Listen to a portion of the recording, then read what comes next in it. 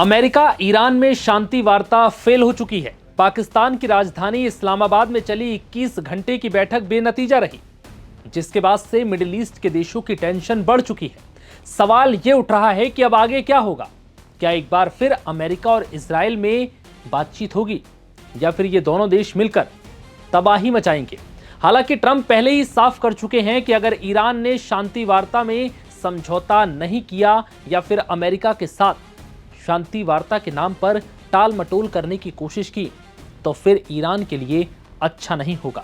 इस बीच अब शांति वार्ता के फेल होने के बाद इजराइल के प्रधानमंत्री बेंजामिन नेतन्याहू का पहला रिएक्शन भी सामने आ चुका है।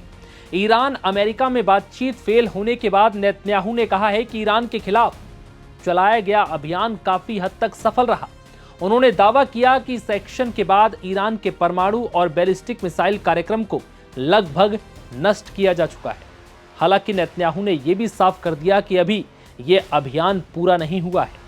नेतन्याहू ने आरोप लगाया कि ईरान लंबे समय से अलग अलग देशों और संगठनों जैसे गाजा में हमास, लेबनान में हिजबुल्लाह और सीरिया में असद सरकार, इराक में मिलिशिया और यमन में हूती के जरिए इजराइल को घेरने की कोशिश कर रहा था।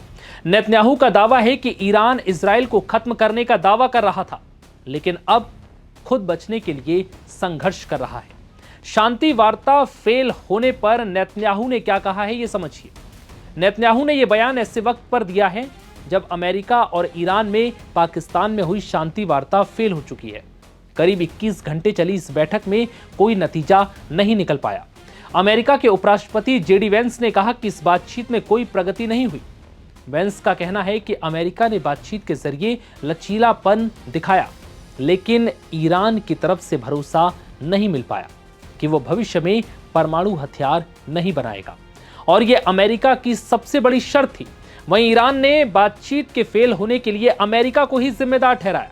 ईरानी मीडिया के मुताबिक ईरान ने कई प्रस्ताव दिए थे, लेकिन अमेरिका की मांगों के कारण कोई समझौता नहीं हो पाया। हालांकि इस दौरान पाकिस्तान ने दोनों देशों से अपील की कि वो सीज फायर का पालन करें। पाकिस्तान के विदेश मंत्री इशाक डार ने भरोसा दिलाया है कि वो आगे भी अमेरिका और ईरान के बीच बातचीत की कोशिश को जारी रखेंगे। अब ये जानिए कि किन मुद्दों की वजह से आखिर बातचीत नहीं बन पाई।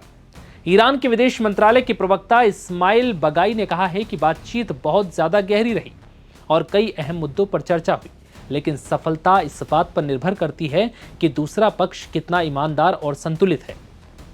उन्होंने कहा कि पिछले 24 घंटे में हॉर्मुज स्ट्रेट, परमाणु कार्यक्रम, प्रतिबंध हटाने, युद्ध, मुआवजा और पूरे क्षेत्र में जंग खत्म करने जैसे मुद्दों पर चर्चा हुई। उन्होंने अमेरिका पर अत्यधिक और गैर कानूनी मांगे रखने का आरोप लगाया, जिसके बाद यह शांति वार्ता सफल नहीं हो पाई। असल में यह बातचीत कई और बड़े मुद्दों में उलझी रही। सबसे बड़ा विवाद था स्ट्रेट ऑफ हॉर्मुज को लेकर। यह दुनिया का सबसे अहम तेल मार्ग है और इसी को लेकर दोनों देशों के बीच गहरी खाई है। अमेरिका चाहता है कि यह रास्ता पूरी तरह से खुला रहे और किसी तरह की रोक टोक ना हो, जबकि ईरान इस पर अपना नियंत्रण बनाए रखना चाहता है।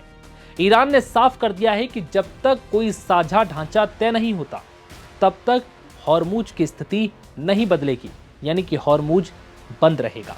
वहीं ट्रंप पहले ही साफ कर चुके थे कि यह शांति वार्ता कामयाब हो या फिर ना हो, अमेरिका को इससे फर्क नहीं पड़ता।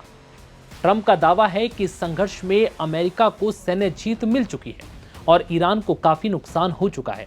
हालांकि अमेरिका ने यह भी साफ कर दिया कि अगर चीन ने इस मामले में ईरान का सपोर्ट किया तो उसे मुश्किलों का सामना करना पड़ सकता है।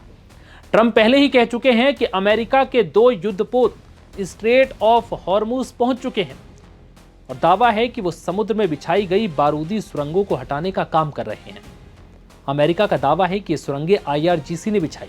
हालांकि ईरान ने अमेरिका के इन आरोपों को सिरे से खारिज कर दिया और धमकी दी कि अगर कोई सैन्य जहाज इस रास्ते से दाखिल होता है तो अंजाम बहुत गंभीर होगा। कुल मिलाकर यह है कि शांति वार्ता पूरी तरह से फेल हो चुकी है और अंजाम वही है जो इस वक्त आपके दिमाग में चल रहा है।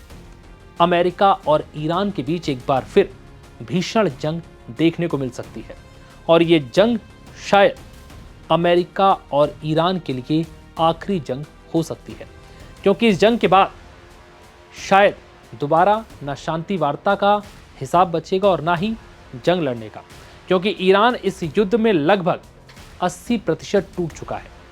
जो कुछ गोला बारूद और मिसाइल उसके पास बची हैं, अब उसके भरोसे अमेरिका और इजराइल का मुकाबला करना इतना आसान नहीं है। ऐसे में आपको क्या लगता है, अब आने वाले वक्त में अमेरिका ईरान आपस में एक दूसरे पर किस स्तर की कार्रवाई करेंगे और जंग बहुत ज्यादा भयावह हुई तो आखिर सबसे ज्यादा नुकसान किसको होगा? फिलहाल इस वीडियो में इतना ही। इजाजत दीजिए, नमस्कार।